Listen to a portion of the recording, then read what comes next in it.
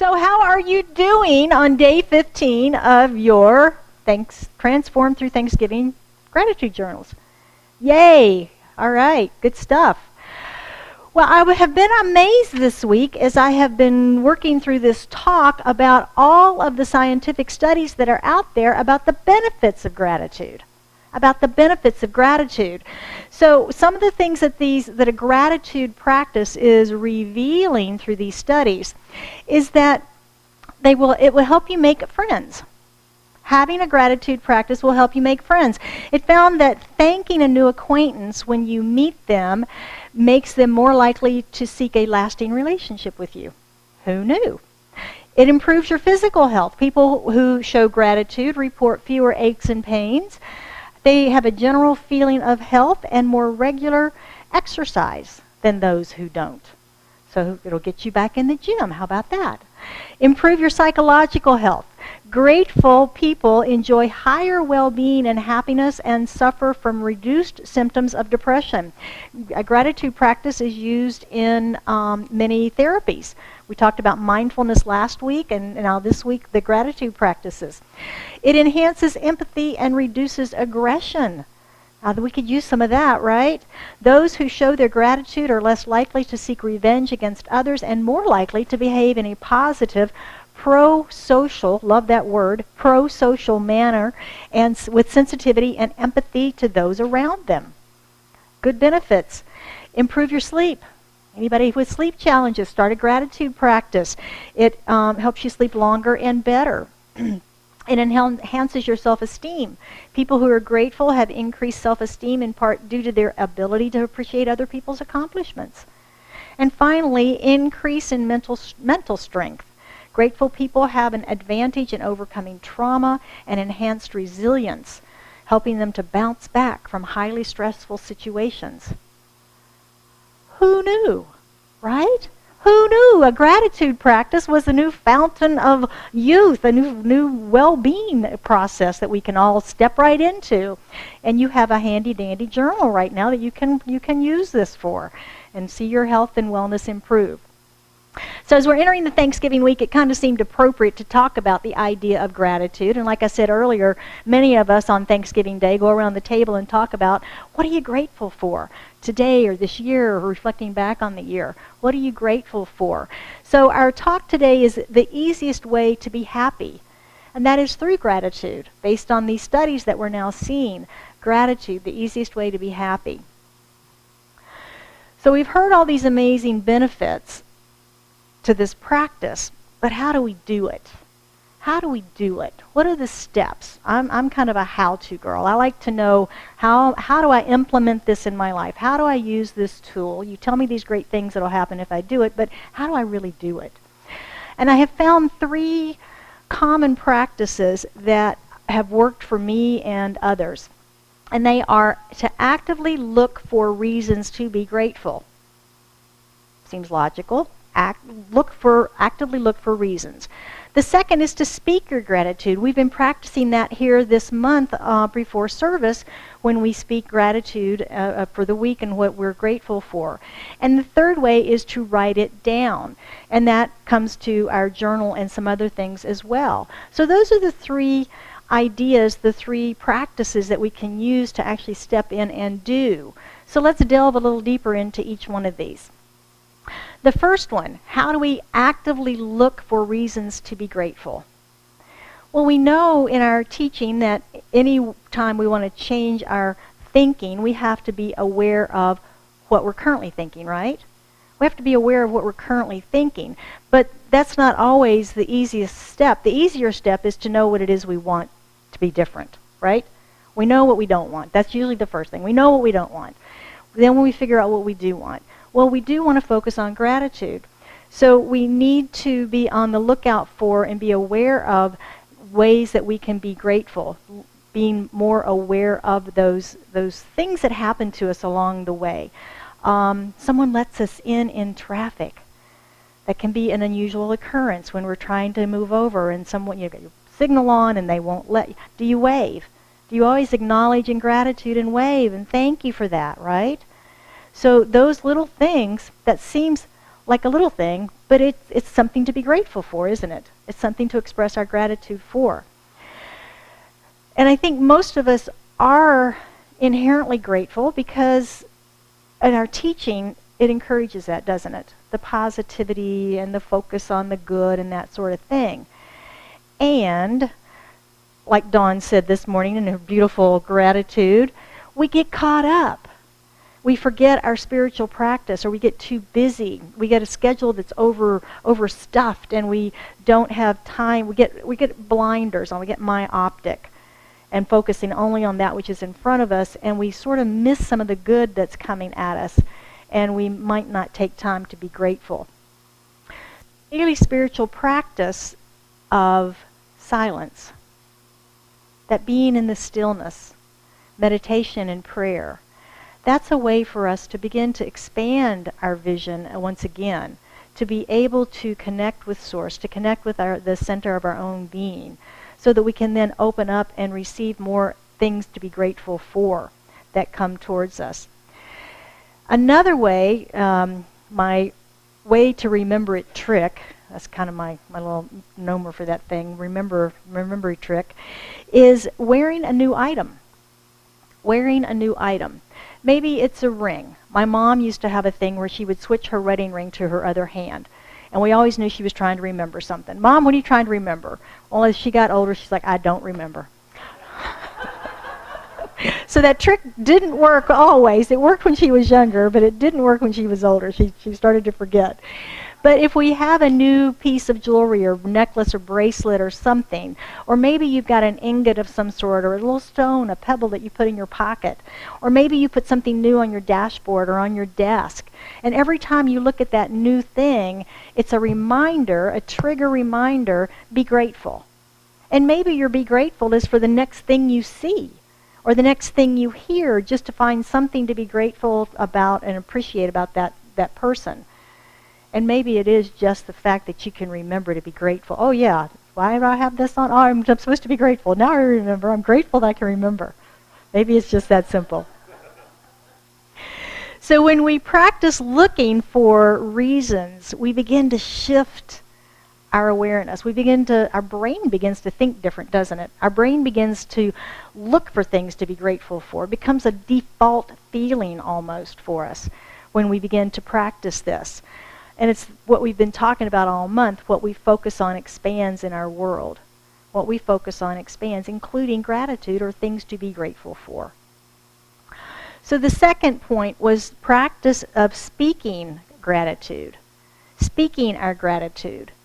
And when we how does it feel when you do that on Sunday mornings? When you speak your gratitude, doesn't it feel good to express that in a room full of like-minded people and people that you're friends with and can share that with? It feels good to be grateful.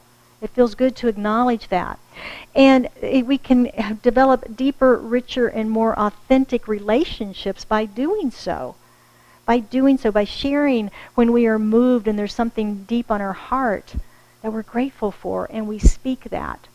And when we speak that beyond thank you, now not that saying that there's nothing obviously wrong with that, but if it's more expansive, more words, more depth to those words, and expanding that conversation beyond just thank you, because when we say thank you, the person is assuming they know what we mean, aren't they? If I give someone a gift and they say thank you, I may assume that it's for the gift itself. Whereas maybe a deeper expression would be, thank you for taking the time to acknowledge me for X. Thank you for taking your time to go and select this. Thank you for taking your time to purchase this, to wrap it, to deliver it. Right? There's a whole stream, like Joanne spoke in the reading, about the giving of the giver, the givingness of the giver, that the giver goes with the gift. So speaking that is expressing that deeper level of appreciation. And it becomes an appreciation of the person, doesn't it? As opposed to just the thing or the act or the action. And this is the expression of kindness through gratitude that the Dalai Lama spoke of in the introduction to the Power of Kindness book by Piero Ferrucci that we've been using all month loosely as our guide. And the Dalai Lama said that many other emotions and things come through this power of kindness. And gratitude is, of course, one of those. And when we give our gratitude to others, it's a representation of the givingness of the divine, isn't it? One of our teachings is that Spirit is always giving to us as its creation through us. So it is a representation of that when someone is giving to us, that is the same as Spirit giving to us. And that our gratitude is an expression of that and vice versa. So it's a cycle. It's a beautiful cycle of life, the giving and the receiving of gratitude as Spirit in form. And it's a wonderful practice to think about.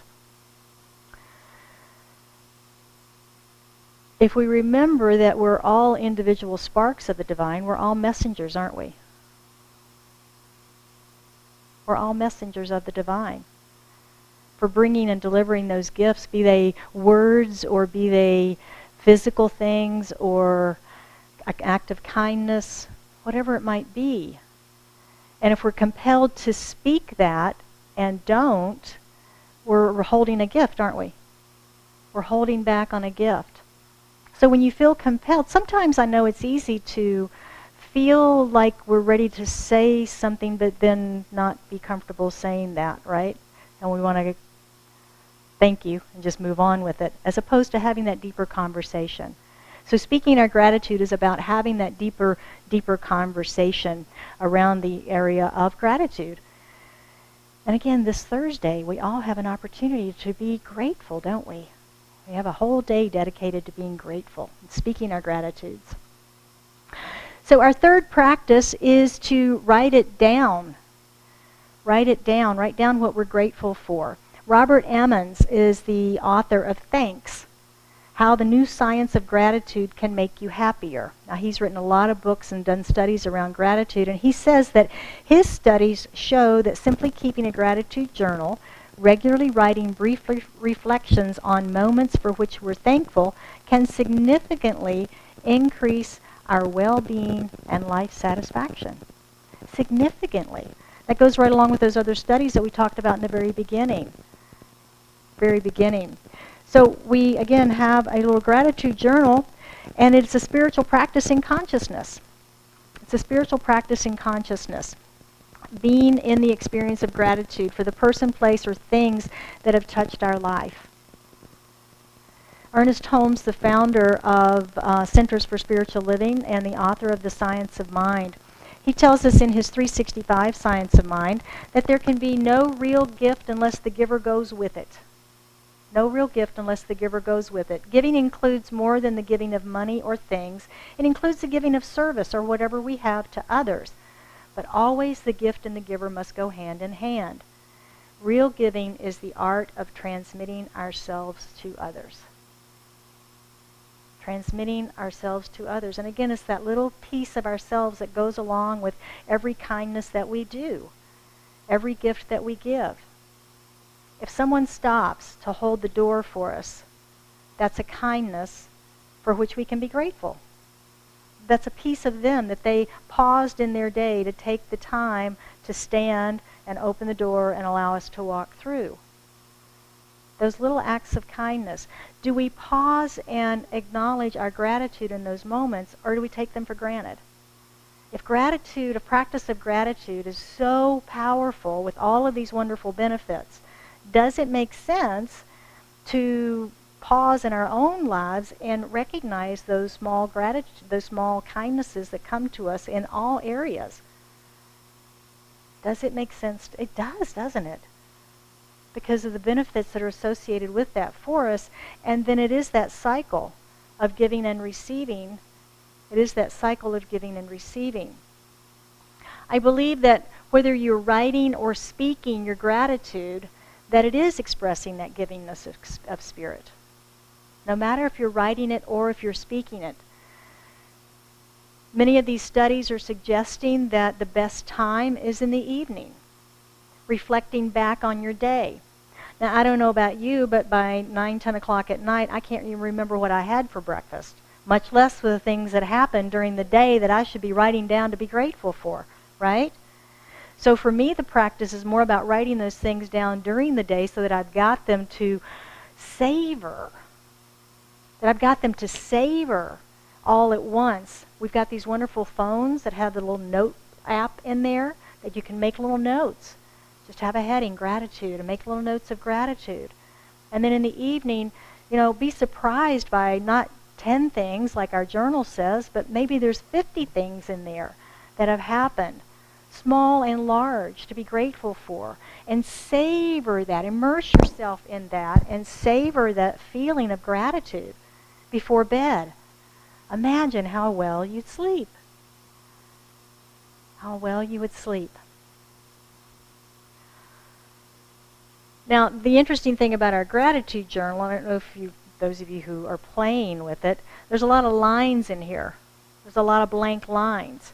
Do you ever notice when you ask your brain a question, it starts looking for the answer? Do you ever notice that? That's kind of the way it works. If you ask a question, we start searching for the answer. So that's why there's blanks in here. Is like, what am I grateful for? Blank. Brain goes, oh gosh, I'm going to have to answer that. What am I grateful for? So as we build on this practice every evening, during the day, our brain is going, I need to answer that question again tonight. I know she's going to ask me again tonight, so I better find some things to be grateful for. So it's that good old reticular activator in our brain that starts looking for things to be grateful for so we can fill in all the blanks in the evening. So it does build upon itself as we go through the practice. How do we get started? Anybody else stared at that blank page, especially on the first night, and gone, what am I grateful for? Oh, I'm grateful for my health. I'm grateful for my family. I'm grateful for my pets. I'm grateful for my job. At about day 3, your brain's going, blah, blah, blah, blah, blah. I've heard it all before. Give me something new. Right? The brain gets bored when we keep saying the same thing over and over and over again to it. Not that we're not grateful for those things. We truly are. But there's more. There's more. So I found some tips, some prompts to help us. And this starts with 3 things. And 3, 5, 10, whatever it is, it's more about the practice, isn't it? It's not necessarily about the number of things we write down. It's more about the practice of doing the process. So this is, what 3 things am I grateful for? What 3 things am I grateful for that I hear, that I see, that I smell, that I taste, that I touch or I feel? Using our senses. Using our senses as a way to sort of get us going and thinking about, what am I grateful for? What 3 things am I grateful for that are blue? Any color, just pick a color. Blue. And your brain will begin to look for blue. What am I grateful for that's blue? The blue sky, the blue of a robin's egg, the blue of the eyes, whatever it might be. Birds or animals. I'm grateful for cows because I like cheese, milk, ice cream, right? I'm grateful for cows. So what animals, what birds are we grateful for? Friends, 3 teachers, 3 family members, 3 things in my home. Whatever room you're sitting in, look around. What 3 things in this room am I grateful for? What 3 things am I grateful for? And what 3 people am I grateful for who have hired me or perhaps even fired me? Because sometimes that can be that which launches us in the next direction to achieve our dreams, right? We think it's all trauma and drama, but it ends up being pretty good. So did that trigger anything? Memories, visions, feelings? Maybe? Yeah? Yeah, these are ways that we can kind of get ourselves started to keep it interesting for our minds and for expanding the process. You've got a big laundry list of those things. Then throughout the day, you can start acknowledging what those are that you are grateful for. Now, I found this list on the internet under a children's psychology site for teaching your children gratitude and positivity. but I think it works for adults just fine too. So other ways that we can write it down are to send a note of thanks or gratitude. I mean, getting little thank you cards is always really nice. You can acknowledge and praise the person for the act of kindness that they extended. Acknowledge and that person. And let them know that you noticed. Let them know that you noticed. You know, sometimes we do an act of kindness out of a natural instinct, maybe not thinking about it, but it makes a big impact on the other person. And if that gets acknowledged, then we wake up, so to speak, and go, oh, wow, I guess that was kind of cool. And they're touched, and they've let us know. And it's a wonderful tool of communication and building gratitude and building friendship. The gratitude journal, of course, is another way to do it. And you can send a formal letter, a thank you card. Email is acceptable these days, isn't it? It's getting more and more acceptable as a means of communication for even formal types of things. And also a text. Just a quick text. Hey, I'm so grateful for sharing lunch with you. When you said such and such, it really made an impact on me and made me think. I've been thinking about it all day, and it's really just led me to. Imagine that sort of gratitude expressed as opposed to just thanks for lunch. Because when we say thanks for lunch, it's like thanks for the food, right? That's kind of the assumption in that thank you. But if it's thank you for the time you spent with me at lunch and what you shared with me on your heart, that's a different level, isn't it? Deeper, more authentic gratitude shared between two people. It'll be memorable for the other person as well then, won't it? Yeah, it's memorable for the other person as well. Gratitude is the easiest way to be happy. It is an instant cure for sadness. Because sadness has a tendency to have us focus inward, and gratitude has a tendency to help us focus outward. Piero Ferrucci, again in his book, The Power of Kindness, says it's anti-heroic. Gratitude is anti-heroic. It does not depend on courage or strength or talent. It is based on our incompleteness. The great sense of relief that comes with gratitude derives from the recognition that we cannot manage alone, that we do not have to strive to be Superman or Superwoman, and that even if we are not so brilliant, we are fine as we are. We're interdependent beings. I know everybody went, incomplete. Oh! But in the sense I think that he means incomplete is this interdependence that we have. We talk about love and the Tom Cruise movie and You Complete Me and what that means and how that works in the completion of the loving relationship and the reconnection into the wholeness and the oneness.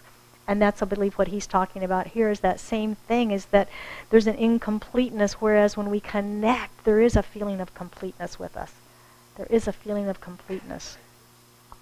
So let's look at some ways that we can practice these things this week during our Thanksgiving week. The first is to freshen up your thanks. Again, just writing, I'm grateful for my pets and my family, is going to get our little brains bored. We need more variety, more things for which to be grateful. And we can use that list, those tips and tricks, to trigger more things. And that's a good way to freshen up your thanks and your gratitude. And if you're using our gratitude journal that has the 10 lines and it's overwhelming, don't sweat it. If you have one thing, just savor it. If you have 3, 5, or 25, the benefit of that journal is to savor the gratitude and to be in that moment. Number 2, focus the gratitude on people.